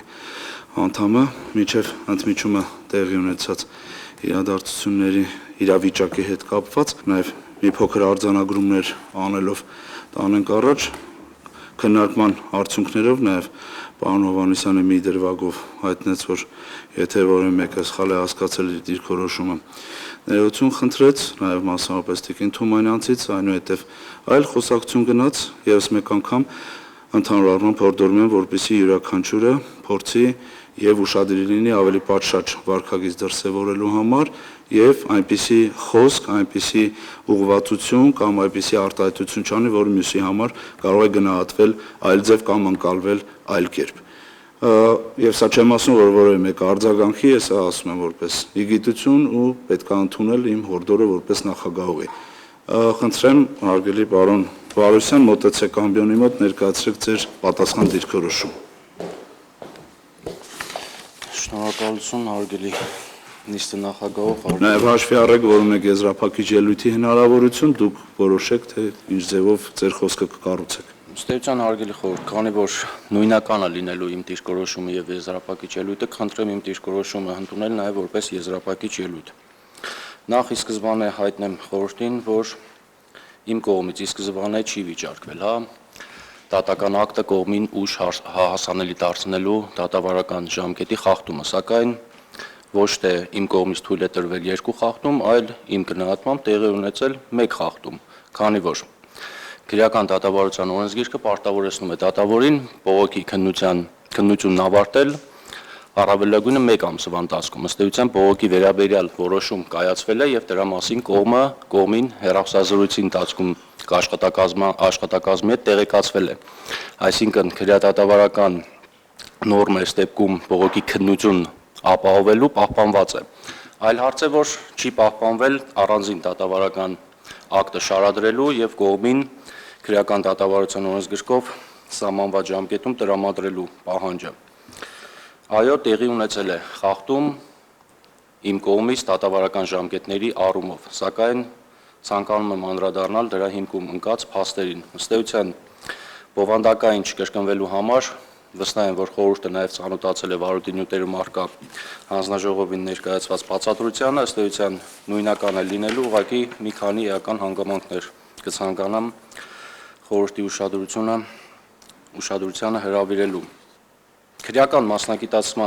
մասնագիտացում ունեցող դատավորների կեղծ ծանրաբեռնվածության հարցը իմ կարծիքով գաղտնիք չէ, որը որ նաև արձանագրվել է Բարձրագույն դատական խորհրդի կողմից, ընդ որում նշված հանգամանքը Կոտայքի մասնավորապես Կոտայքի մարզի առաջին այցանի ընդհանուր իրավասության դատարանի մասով 2025 թվականի տվյալներով կազմել է շուրջ 300%։ Նման կեղծ ծանրաբեռնվածության պայմաններում լինում են դեպքեր, որ առաջնահերթություն է տրվում առավել հրատապ լուծման ենթակա հարցերին։ Այսինքն ավելի պատկերավոր լինելու համար, օրինակ անձը գտնվում է կալանքի տակ, իր վերաբերյալ քրեական գործի քննությունը օրենքն էլ պարտավորեցնում է, որ առաջնահերթություն պետք է տրվի քրեական գործը քննող դատավորի կողմից։ Երկրորդ հարցը օրինակ հենց այդ առավել հրատապ լուծման հարցը օրինակ խորհրդի անդամների մոտ կարող են առաջ գալ, թե այդ որն է առավել հրատապ լուծման ենթակա հարցը։ Այն անձանց վերաբերյալ գործերը, ովքեր որ օրինակ պայմանական վաղաժամկետ ազատվելու վերաբերյալ միջնորդությունների քննությունը, որը որ իրանից ենթադրում է, որ ինչքան հրատապ քննարկվի այդ հարցը, այդքան անձը հնարավորություն ունի առավել շուտ պատժից պայմանական վաղաժամկետ ազատվի կամ չազատվի։ Այս պայմաններում իմ կողմից թույլ է տրվել դատավարական խախտում, սակայն իմ գնահատմամբ դա էական խախտում չի կարող հանդիսանալ հետևանքների տեսանկյունից։ Հետևանքի տեսանկյունից օրինակ խորհրդի ավելի ճիշտ լիազոր մարմինների մոտ ձևավորված պրակտիկա կա, ինչ որ չգիտեմ, պայմանական մինչև 6 ամիս ժամկետի խախտումները էական չեն համարում եւ վարույթ չեն հարուցում կամ հարուցված վարույթը նույնիսկ կարճվում է եւ չի հասնում հարցը բարձրագույն դատական խորհրդին։ Իմ գնահատմամբ դատավճիռը 6 ամիս ժամկետով ուժ տրամադրելը ավելի հետևանքների առումով ավելի ծանր հետևանքներ ունեն, քան սույն կարգապահական վարույթի հիմք հանդիսացած դատական ակտը։ Պարզաբանեմ ինչու։ Դատավճիռը ուժ տրամադրելու դեպքում անձի նկատմամբ որպես կանոն կիրառված են լինում հարկադրանքի միջոցներ, այդ թվում նաև գույքի նկատմամբ արգելանք, խափանման միջոցի կիրառում, այդ թվում նաև ամենախիստ խափանման միջոց կալանքը, որի ուժ տրամադրման դեպքում անձը շուրջ ինչքան ուժ տրամադրես, այդքան ժամանակ գտնվելու է արգելանքի տակ եւ սպասելու է իր դատական ակտին, որպեսզի օգտվի իր բողոքարկման հնարավորությունից կամ չօգտվի։ Այս պայմաններում, քանի որ հարցը վերաբերել է քննիչի կողմից վարույթ նախաձեռնելուց հրաժարվելու վարույթային ակտի դեմ բողոքարկմանը, ինքը իրենից ըստ էության հետևանքի առումով հրատապություն չենթարկող, իմ գնահատմամբ որոշում է եղել, բայց դա չի նշանակում, որ բոլոր գործերի մեջ կան կարևոր եւ ոչ կարևոր գործեր։ Ուղղակի ծանրաբեռնվածությամբ պայմանավորված ուզած-չուզած, եթե կշեռքի նժարին տրվում է մի կողմից անձի անձնական ազատության վերաբերյալ հարցերի քննարկումը, մյուս կողմից սույն որոշումը, ստիպված լինում եմ ընտրություն կատարել իօգուտ այն որոշումների, որոնք որ ավելի հետևանքի առումով ավելի էական կարող են հանդիսանալ։ Ըստ էության հետևանքի մասին է վկայում այն, որ իմ կողմից կայացված որոշումը սահմանված ժամկետում մեկամսյա վարույթի հանրային մասնակիցների վրա չի տրվել որևէ պարտականություն, այդ թվում քերեական վարույթ նախաձեռնելու եւ նախաքննություն կատարելու համար։ Ըստ էության նաեւ նշված հանգամանքը իմ որոշման իրավացիությունը նաեւ գնահատվել է Վերաքննիչյանի կողմից եւ եկել է ենթադրության, որ առաջիացյանի դատական ակտը օրինական է եւ պատճառաբանված։ Թերևս այսքանը, եթե հարցեր ունեն խորհրդի անդամները։ Շատ լավ, շնորհակալություն, զբաղեցեք ձեր տեղը, հարցերին կպատասխանեք տեղից։ Հանձնաժողովի կողմից հարցեր կան, դատավորին առաջին հարցեր տալու իրավունքը ձեզ է վերապահում, խնդրում։ Հարգելի վարչական դատական խորհուրդ, երկու փոքրիկ հարց ունեմ, վերջի մտքի հետ կապված, երբ որ անապահ քննարկման ենթակա հարցեր եք ունեցել, ավելի կարևոր անձի ազատության հետ կապված եւ այլ, կարող եք ասել, որ պահին է ավարտվել ձեր այդ վիճակը, այդ մի տարի 4 ամսվա մեջ։ Երբ ազատվեցիք այդ հարցերից եւ կարող եք զբաղվել որպես գործով։ Միջև հիմա էլ հարգելի հանձնաժողովի նախագահ չի ավարտվել այդ վիճակը, միջև հիմա էլ կես ծանրաբեռնված վիճակում եմ աշխատում։ Դա եւ երկրորդ հարցը ուղղակի բացատրության մեջ էսպիսի տեղեկություն է գրել, որ անձնական ընտանեկան հարցեր էլ կային, որոնք եւս ազդեցություն են ունեցել եւ չէիք բացահայտել։ Իհարկե սա ձեր դիրքորոշումը լսելու տեսանկյունից կարևոր է, որտեղ մենք չենք կարողացել բացահայտել, թե ինչի մասին է խոսքը, հնարավորություններ չունենք ձեզ օրինակ հարց տալ։ Դրա համար եթե այդպիսի հանգամանքներ կան, կխնդրեի, որ դուք դա հրապարակեիք, գուցե նաեւ դա ձեր օգտին փաստարկներ լիներ եւ վարույթի ամբողջականությունը նաեւ դրանով ապահովել։ Ինչ որ առանձնահատուկ հարգելի հանձնաժողովի նախագահ ընտանեկան հանգամանքներ արկա չեն, ուղղակի սովորական մարդկային ընտանիքին հատկացվելիք, թեկուզ 1 ժամ ընտանիքին եւ երեխային հատկացվելիք ժամանակն է։ Շատ լավ, շնորհակալություն, խնդրեմ թե կերմական ձեր հարցը։ Պարոն Բարոսյան, հասկանալով այդ ընդհանուր ծանրաբեռնվածությունը հատկապես քրեական գործերով մարզերում, հատկապես հարցս հետևյալն է, նախ ծանրաբեռնվածությունը գնահատելու առումով կնշեք, որ թվականից եք պաշտոնավարվում որպես դատավոր այդ Կոտայքի մարզի առաջնահատյանի ընդհանուր իրավասության դատարան։ 2021 թվականի հոկտեմբեր ամսից նախագահի հրամանագրով նշանակվել եմ Կոտայքի մարզի առաջնահատյանի ընդհանուր իրավասության դատարանի դատավոր, միջդատական վարույթի նկատմամբ դատական վերահսկողություն իրականացնող դատավոր որպես։ Այնուհետև հայտնի պատճառներով այնուհետևն է ինձ հետաքրքիր։ Այնուհետևից հետո 2024 2004 թվականի հունվարից գործուղվել եմ Կոտայքի մարզի առաջնացանի ընդհանուր իրավասության դատարանում։ 2024 թվականի հունվար, ճիշտ է, պարոն Վարոսյան։ Միջնորդությունը ստացել եք նոյեմբերին։ Ըստ վիճակագրական տվյալների ի պատասխան հանձնաժողովի դեպարտամենտը հատկացրել է տվյալներ, որում նշված է, որ դուք 2024 թվականին ձեզ փոխանցված որպես 0 գործ ունեք։ Հիմա ես այդ ծանրաբեռնվածությունը ձեր տեսանկյունից ուզում եմ հասկանալ, ինչպիսին է եղել, այսինքն 24 թվականին հունվարին նշանակվում եմ 0 գործ ունեմ եւ նոյեմբերին գալիս է միջնորդություն։ Այսինքն ձեր ծանրաբեռնվածությունը այնպիսին էր, որ այս գործը հնարավոր չէր 1 ամսում, լավ 2 ամսում որոշում կայացնելու արկել։ Այդ մասը մի հատ կմանրամասնեք, խնդրում եմ, շնորհակալություն։ Շնորհակալություն Տիկին Թումանյան, ըստ էության տեսեք։ Տիկին Մկոյան, ըստ էության տեղի ունեցած իրադարձություններին արդեն հետ հայացք գցելով, արդեն իսկ հեշտ է այդ անհրաժեշտ ժամանակը գտնել դատական ակտի գրավոր փաստաթղթային կազմելու համար, սակայն ծանրաբեռնվածությունը մինչև դեկտեմբեր չի, այլ դեկտեմբերից հետո գնալով ծնագնդի էֆեկտով ավելի շատացել է։ Կներեք, ստեղ ձեզ ընդհատեմ։ Այդ ծնագնդի պահն եմ էլի ուզում պատկերացնել։ Հունվարն է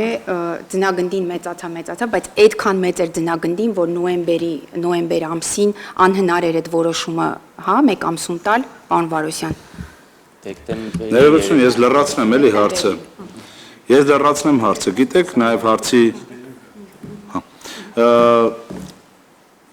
հարցի նաև իհարկե Տիկին Մկոյանը գիտի, թե այդ հարցը ինչի համար է տալիս եւ ինչ պատասխան է ուզում ստանալ, բայց ընդհանուր կոնտեքստը նաև ինձ է բարձ։ Պարոն Աթաբեկյան, ես նշեցի այդ ծանրաբեռնվածության այդ հանգամանքը հասկանալու համար, նկատի ունեմ դատավորի կողմից մատնանշված։ Որևէ ձևով դիրքորոշում ձևավորելու տեսանկյունից, բայց ես ուզում եմ նաև հարցը լրացնեմ, ամբողջական ներկայացնենք։ Նայեք, մենք իրավիճակ ունենք, երբ դատավորները մի քանի տարի աշխատելու արդյունքում են, որ չեն հասցրել գործերը ավարտեն, կամ մի դատավորի թոշակի, կենսաթոշակի գնալու արդյունքում գործեր են վերամակագրվել, սկսել են ավելի ծանրաբեռնվել եւ այլն։ Հարցը նրանումն է, որ 2024 թվականին նորից նշանակվել եք, չէ, Կոտայքի դատանի դատավոր եւ 0 գործով սկսել եք։ Այ մի հատ ինձ նաև հարցին պատասխանելով անպայման Տիկին Մկոյանի, նաև ինձ պատասխանեք, թե օրինակ նոյեմբերի դրությամբ քանի գործ եք ունեցել ձեր վարույթում եւ միանգամից ասեք, թե այդ միջնորդությունը որորն եք կոնկրետ ստացել։ Կոնկրետ նոյեմբերի դրությամբ ընթացիկ գործերի վերաբերյալ վիճակագրության այս պահին չեմ տիրապետում, արգելի խորհուրդ, բայց կոնկրետ չէ, ընդհանուր այդ տարվա վիճակագրությանը չեմ տիրապետում 24 թվականի։ Իմ բացատրությանը կից ներկայացվել է հանձնաժողովին 2025 թվականի, եթե չեմ սխալվում, վիճակագրությունը ստացված եւ ավարտված գործերի վերաբերյալ։ Հարցի երկրորդ մասով երբ եմ ստացել կոնկրետ բողոքը 2024 թվականի սեպտեմբերի 18-ի որոշմամբ ներկայացված բողոքը վերադարձվել է համապատասխան թերությունները վերացնելու եւ կրկին դատարան ներկայացնելու համար տրամադրվել է 5 օրյա ժամկետ, բողոքը կրկին ներկայացվել է, որի կապակցությամբ նոյեմբերի 6-ին կայացվել է միջդատական ակտը վիճարկելու բողոքի հիման վրա վարույթ հարուցելու մասին որոշում եւ հրապարակման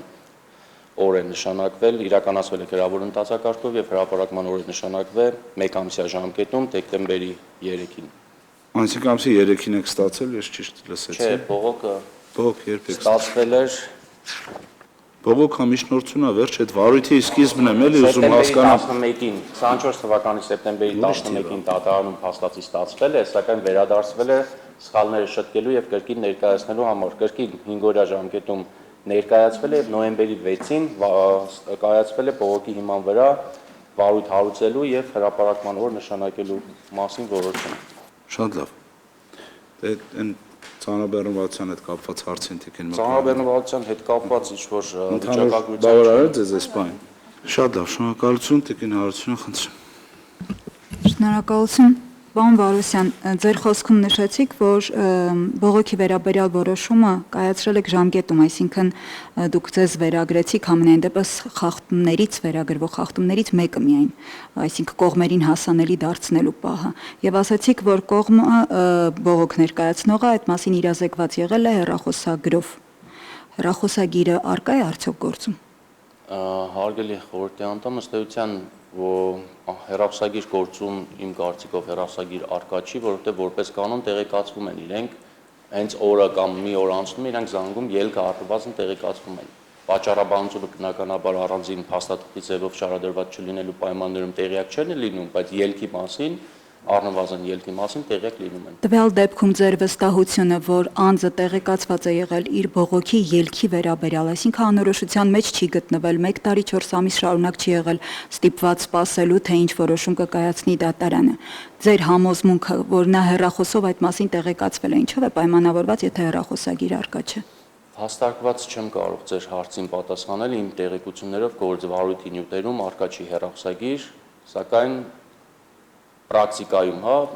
քրեականի մասնագիտացման կամ քաղաքացիականով էլ, եթե չեմ սխալվում, կա նաև գրավոր ընթացակարգով քննության գործեր, ելքի մասին տեղեկացվում են։ Եթե կարելի է, պարոն Աթաբեկյան, մեկ հարցել, ինչքանով եք հնարավոր համարում, պարոն Վարոսյան, որ այդքան ուշացումով որոշում կայացնելու դեպքում 1 տարի 3 ամիս կամ 4 ամիս անց որոշում կայացնելու դեպքում դուք քննիչի գործողությունները կարող եք համարել իրավաչափ եւ համարել, որ վարույթ հարուցելու հիմքեր չկան։ Այսինքն, եթե դուք նման որոշում չկայացնեիք, փաստացի ավելի վատ վիճակում արդյոք չէր լինի արդարադատության ձեր կայացրած որոշման իրավաչափությունը։ Եթե հակառակ որոշում կայացնեի, կկայացնեիք արդյոք, այսպես վերաձևակերպեմ, 1 տարի 3 ամիս անց արդյոք կարող էիք կայացնել այլ որոշում։ Ամբողջ խնդիրն այն է, որ ես 1 տարի 4 ամիս հետո չեմ կայացրել որոշումը։ Որոշումը սահմանված ժամկետում կայացվել է, որ առանձին փաստաթղթի ձևով է տրամադրվել ուշ։ Պրակտիկայում հասկացած էր հարցը, պրակտիկայում հնարավոր չի կողմին ասել, օրինակ, մերժվել է ձեր բողոքը, բայց 1 տարի հետո բավարարված որոշում ուղղել։ Բայց այդ մասին, որ ասվել է, դուք նույնպես փաստացի որևէ ապացույց չունեք։ Չեմ կարող ներկայացնել այդ։ Շնորհակալ եմ։ Որպես շահագրգիռ կողմ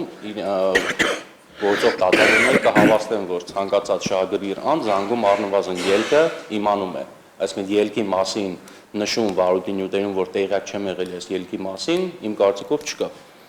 Ուղղակի իր դատավարական իրավունքն է ցանկացել կողմը իրացնել բողոքարկման միջոցով, որը որ ըստ էության իրացրել է։ Վերջ։ Ընտրենք գնամ գործում։ Շնորհակալություն։ Պարոն Վարոսյան, վարույթի ընթացքում ձեր ներկայացրած բացատրության մեջ որոշակի մանրամասներ եք ներկայացրել ընդհանուր առմամբ ծանրաբեռնվածության մասին, այդ թվում նաև դատական նիստերի նշանակման քանակի, վերաբերյալ,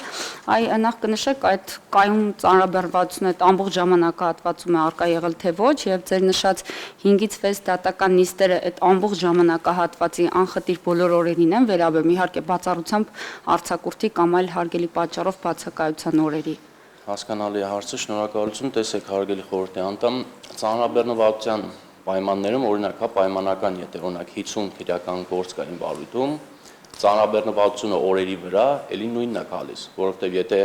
50 քրեական գործը ավելի շուտ է ուղղակի նիստերը նշանակվում։ Եթե գործերի քանակը շատանում է, արդեն օրերի մեջ տեղ չկա նշանակելու, երկար է հետաձգումները տեղի ունենում։ Այսինքն թե 50 գործի պայմաններում, թե 100 գործի պայմաններում իմ օրվա աշխատանքային ծանրաբեռնվածությունը գրեթե նույնն է։ Ուղղակի տարբերությունը հետաձգումների ժամկետային վիճակայքն է լինում։ Դա հասկացա, չէ, ուզում ասել շաբաթվա բոլոր օրերին մշտապես նիստեր եք նշանակում 5-6 նիստ եւ բոլոր օրերին եւ մշտապես այս ամբողջ ժամանակահատվածում նույն գրաֆիկով եք աշխատել, այսինքն։ Ամբողջ օրերը, շաբաթվա բոլոր օրերը, հիմնականում կոնկրետ նստավայրում մեր դալիճի խնդիր չկա, հետևաբար բոլոր օրերում ինձ հատկացված է 1 դալիճ։ Բոլոր օրերում նշանակվում են դատական նիստեր, ընդ որում դատական նիստերի գործի բնույթից ելնելով դատական նիստերը երբեմն նաև տևում է աշխատանքային օրվա ավարտից հետո, կողմերի դիրքորոշումը ճշտելուց հետո իհարկե։ Ծանրաբեռնվածության առումով նաև էական է միջդատական վարույթի, դատական երաշխիքների շրջանակներում քննարկման ենթակա միջնորդությունների հեշտապահության մեջ ներգրաված լինելը։ Դուք որպես վարչականի մասնակետ դուք կպատկերացնեք օրինակ ձեր մոտ էլ կա հրատապ քննարկման ենթակա գործեր, որ կապ չունի ժամը, եթե հայցը ներկայացվեց, պետքա քննարկվի։ Նույն ձևի մեր մոտ խուզարկություններ, կալանքներ, քրեական արտարադատությանը վերաբերող շատ հարցեր դատական երաշխիքների։ Եվ կխնդրեի մի փոքր խոսեիք գործի բարդության մասին եւ դատական ակտը կազմելուն ուղղված աշխատանքների ծավալի ու բարդության մասին։ Շնորհակալություն։ Շնորհակալություն, գործի բարդությունը, տեսեք, 17 թվականին անձի դատապարտման վերաբերյալ դատավճռի ավելի ճիշտ 2017 թվականին անձը դատապարտվել է հանցագործության կատարման համար, 17 թվականից հետո դուժող կողմը իր գույքային իրավունքները հնարավորություն չի ունեցել իրականացնելու, այդ թվում նաև բողոքի մեջ էր այդ մասին նշված, որ վերջի միջոցը մնացել քրեականով իր իրավունքների իրացմանը հասնելը, բայց տեսեք հետաքրքիրը որն է, որ քրեական գործի շրջանակներում գույքային հայցը, քաղաքացիական հայցը բավարարվել է, ուղարկվել է կատարման, սակայն մեղադրյալի դատապարտված մեղադրյալի գույք չունենալու պատճառով հնարավորություն չի ունեցել ինքը իր գույքային հայցը փաստացի ստանալուն։ Դիմել է սնանկության դատարան, ճանաչվել է սնանկ։ Դիմել է սնանկության դատարան, որպեսզի ընդգրկվի ցուցակում, սակայն ժամկետի բացթողնման պատճառով, եթե չեմ սխալվում, չի ընդգրկվել սնանկության ցուցակում։ Ու այդքանից հետո նոր անձը որոշել է, որ տեղի է ունեցել հանցագործություն, որի վերաբերյալ հայտնել է իրավասու մարմիններին ու ըստ էության այդ ամեն ինչը դա դատավճիռը շուրջ 50 էջից բաղկացած դատավճիռ էր եւ բարդությունը ըստ էության կայանում էր գործի լուծման համար էական նշանակություն ունեցող փաստերի արձանագրումը։ Այսինքն ամբողջ նյութերը պետք է դատավճիռից այդ թվում նաև դատավճիռը ուսումնասիրվեր իմ կողմից, որպեսզի էական հանգամանքները գործի լուծման տեսանկյունից արձանագրվեր եւ դուրս հանվեր։ Տիկին Ամբարձում վերջացրի։ Ու հարց կա։ Տիկին Թումանյանց խնդրեմ։ Պարոն Վարդասյան, ես նայում եմ ձեր իսկ կողմից ներկայացված թվերը, եթե կարելի է դուք էլ հստակեցրեք ըստ այդմ, որպեսզի հարցը ստամ։ Դուք նշել եք հենց միջդատական վարույթով եք տվել նաև վիճակագրություն 2004-2025-ին կարծես թե 7 գործ եք փոխանցել 24-ից 25 եւ 25-ից 26 կոնկրետ այդ տիպի գործերը փոխանցում են կատարվել 13 գործ։ Մի հատ ուզում եք դուք էլ նայեք հաստատեք, նոր առաջ շարժվենք, շնորհակալություն։ Որոշման մեջ էր նշված այդ թվերը։ Միջնորդության մեջ կար, այո, որտեղ ներառված էր, որ դա ձեր պատասխանում է։ Էջը կնշեք։ Իհարկե։ 7 8 9 կոնկրետ միջդատականը 9-ում նշված 2005-2026 ու 7-րդ էջում նշված է 24 չներողություն 8-րդ էջում նշված 24-25-ը միջդատականով 7-ում ընդհանուր թվերն են։ Այս 7 թիվը Տիկին Թումանյանց միջդատական ակտերի կատարման, այդ թվում նաև դատական հանձնարարություններ եւ միջդատական վարույթի դատական երաշխիքներին է վերաբերում, այդ 7 թիվը կոնկրետ այդ 11 կոդով գործը չի, կարող է լինել 13 կոդով գործ կամ 16։ Այսինքն այս թվերի մեջ կոնկրետ այս գործը, որի մասին մենք խոսում ենք, չկա։ Չկա, այս 7-ի մեջ այդ գործը կոնկրետ չկա։ Ոչ էլ այն 13-ի մեջ կա, ինքը այն ընդհանուր թվերի մեջ է, ձեզ, հա։ Դա փոխանցված չի համարվում, դա ավարտված գործ է։ Դուք որպես ավարտած եք դա տալիս։ Դա ավարտված գործ է։ Շատ լավ, այդ դեպքում մի հատ այսպիսի հարց, դա տվել եք որպես ավարտած, բայց ենթադրում եմ վստահ եմ բարեխիղճության վրա իմացել եք, որ պետք է անեք։ Ու ուզում եմ հասկանամ այդ ձեր անհանգստությունը, որը տևել է մոտ 1 տարի 4 ամիս։ Այդ գործը ինչ որ բարդություններ ներկայացնում իր բովանդակությամբ, որ չեք կարողացել ավարտել, որովհետև միջդատականի ավարտները նայում ենք, բավականին այնպիսի թվեր են, որ չգիտեմ, բայց իհարկե բոլորով տվել եք ավարտ եւ չեք տվել դատականակ, թե սա բացառություն է կազմում, դա արդեն ընդհանրապես այս գործի քննության հետ իհարկե առնչություն չունի, բայց ամեն դեպքում ունեք X քանակությամբ ավարտներ, մոտ 365, 24 թվականին այնտեղ էլ մոտավորապես այդպիսի թիվեր, ուզում եմ հասկանամ, դուք ինչ-որ հատուկ բարդություն ունեցող որոշում է եղել իր բովանդակային առումով, որ այսքան ձգձգվել է եւ չեք հասցրել թեկուզ ընդհանուր գործերի քանակի մեջ սա ավարտել, թե ուղղակի, չգիտեմ, մոռացել եք, չեք հասցրել ինչ-որ այլ պատճառներով եւ ընդհանրապես միայն ծանրաբեռնվածության պայմանավորված։ Հարցը շնորհակալություն Տիկին Թումանյանց, Տիկին Համբարձումյանի հարցին ըստ էության նույնաբնույթ էր, առանձնակի ինչ-որ բարդություն իրենից չի ներկայացրել։ Իմ համար տենց ինչ-որ առանձնակի բարդության գործ երևի թե, չգիտեմ, դատավճիռ կարող է լինել 150 վկայով օրինակ, որ կարողանաս այդքան անձանց ցուցմունքները դատաքննական արձանագրվի, ընթերցես համապատասխանելիությունը որոշես։ Կոնկրետ այդ դեպքում պարտությունը կայացել է զուտ փաստերը, էական նշանակություն ունեցող փաստերը դատավճիռի հիման վրա 17 թվականի կայացված դատավճիռով հաստատված կամ հերկված հանգամանքների վերաբերյալ կողմը ինչ որ հարցադրումներ էր բարձրացրել։ Այդ ժամանակն ըստ էության առանձնակի պարտությունը չի եղել առանձնակի պարտություն իմ համար։ Ուղղակի անհրաժեշտ ժամանակը, որ եղել է, որ սկսել եմ աշխատել վրեմ, բայց ընթացքում օրինակ այլ հրատապ ինչ որ չգիտեմ գործ ա եղել, կիսատ է մնացել։ Հետո այդ կիսատ մնացածը նորից 0-ից է սկսում աշխատել, այսինքն անընդմեջ ինձ պետք էր օրինակ 4-ից 5 ժամ ժամանակ անընդմեջ, որ այլ գործով չզբաղվեի, որպեսզի կարողանայի նախագիծը դարձնել որոշում։ Շատ լավ, շնորհակալություն։ Պարոն Վարոսյան, ձեր պատասխանից մի հարց առաջացավ, այ դուք ասացիք, որ այս գործով փոխանցում չի եղել, այսինքն այդ թվաբանական տվյալների մեջ, հա, փոխանցված գործ որպես ցույց չի տվել, այսինքն ցույց է տրվել որպես ավարտված գործ, հա։ Ես այս բանը չեմ կարող ասել, թե դուք ավելի ճիշտ կասեք, թե քրեական գործերով ինչպես է այդ գործավարությունը արվում, բայց օրինակ վարչական գործերով համակարգում այդ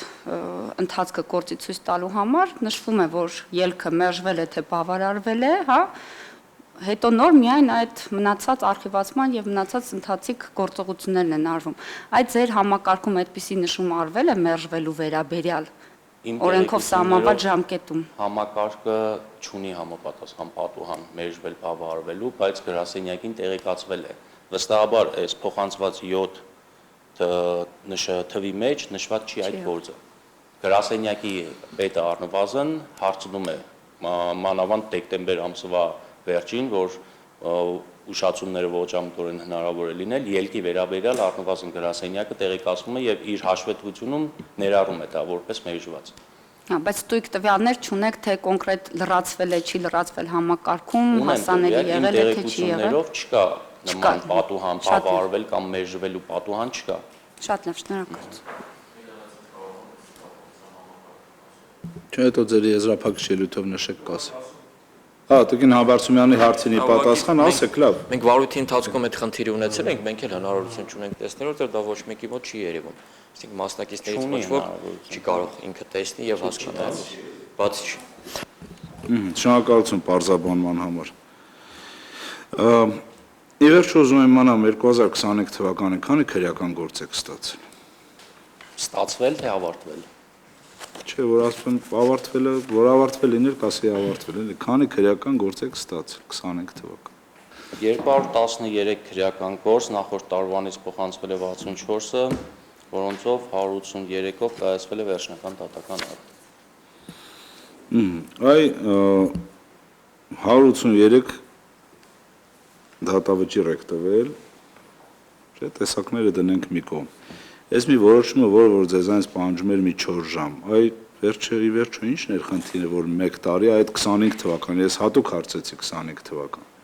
որովհետև այդ միջնորդությունը հարց պետք է լուծվեր 24 թվականի վերջին, լավ, ընդունենք 10-20 օր հետո տենց զբաղված եք եղել, նախատոն տարվա վերջ են, որ շատ քրեական գործ եք ստանում տարվա վերջ, դա էլ գիտենք, նաև տարվա վերջ ուզում եք որոշակի մաքրեք ձեր մոտի գործերը, այսինքն sense հրատապ լուծելու հարցեր են առաջանում։ Այդ անցանք, լավ, 25 թվականը սկսվեց, ոնց որ թե 60 մոտավորապես գործով տեղափոխվեցիք,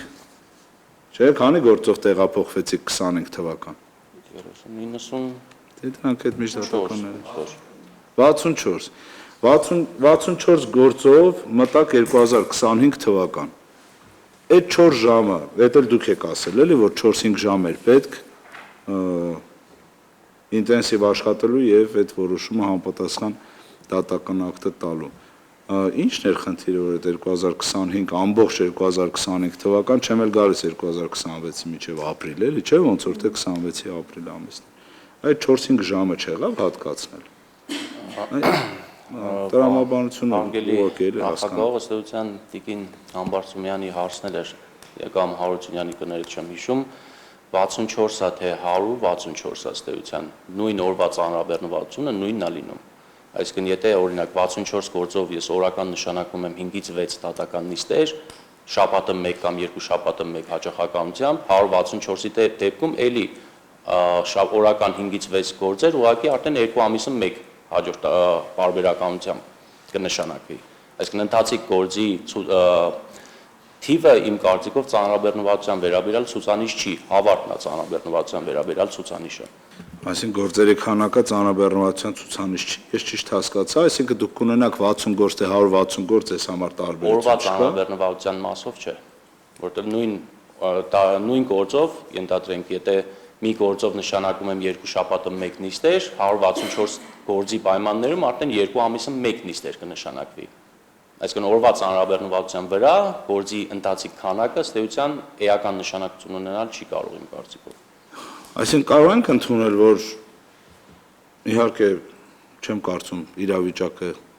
այդ ճանապարհով գնա, պայմանական վերցնենք, որ 400 քրեական գործ դառնա ձեր տարեկան ստացածը, ձեր կյանքում ոչ մի բան չի փոխվելու ծանրաբեռնվածության մեջ։ Այս մաքսիմում ծանրաբեռնվածության դեպքում չէ։ Չէ, դե դուք եք ասում, արդեն կնշանակեք տարին 1 նիստերը, դառնա 800 գործ 5 տարին 1 նիստերը։ Արտարադատությունն է արդեն դուժելու դրանից, այսինքն այն ժամանակ, եթե ես 2 շաբաթը 1 հնարավորություն ունեի նիստ նշանակելու, հիմա 3 ամիսում 1 կնշանակվի այդ դեպքում նիստը։ Այսինքն օրվա ծանրաբեռնվածությունը նույնն է լինելու։ Տեսեք, 400 գործ դատավորը չի կարող մի օրվա մեջ 400 գործով զբաղվել։ Դատավորը կարող է զբաղվել այդ օրվա նշանակված դատական նիստերով։ Այսինքն օրական իմ նշանակված դատական նիստերը 5-ից 6 դատական նիստեր են, որոնք որ ողջամտորեն հնարավոր է իրականացնել։ Շնորհակալություն։ Խորհրդանցում է վարչաշրջանում ներկայացված փաստաթղթերի հրապարակման, ըստ էության ապաստների հետազոտմանը, անհրաժեշտություն համարում եք հանձնաժողովի հարգելի ներկայացուցիչներ հաթաթ անդրադառնալու, թե համարենք հետազոտված են ինչ-որ կա ձեր վարույթի որոշումը եւ ձեր համապատասխան որոշումն ու կիցնյութերը։ Համարենք հետազոտված հարգելի։ Շատ լավ, դուք հարգելի դատավոր։ Շատ լավ։ Հիմա եզրափակիչ ելույթների հնարավորություն կտրվի։ Խնդրեմ ձեր եզրափակիչ ելույթը ինչ-որ բան եք քանի ասել։ որ հարգելի դատավոր հրաժարվեց իր այդ իրավունքից, մենք էլ ենք հրաժարվում այդ իրավունքից։ Չէ, արձանագրենք ոչ թե տենց որպես այսպեսին հրաժարվեց, այլ ասած ինձ ամբողջության մեջ ընդունել են դիրքորոշումը նաև որպես եզրափակիչ ելույթ, եթե դուք ուզենաք ինչ-որ բան ավելացնել, այսինքն ընդունենք այն ինչ որ քննարկվել են դիրքորոշումները, որը որ ձեր բոլորի կողմից ստացել ենք։ Շատ լավ, շնորհակալություն։ Այսպիսով քննությունը խորհուրդը համարում է ավարտված, որոշումը կհրապարակվի 2026 թվականի 6-րդ ամսի 25-ին ժամը 10:55 նույն վայրում, համարում եք ծանոթված։ Դատական նիստը հայտարարվում է փակված։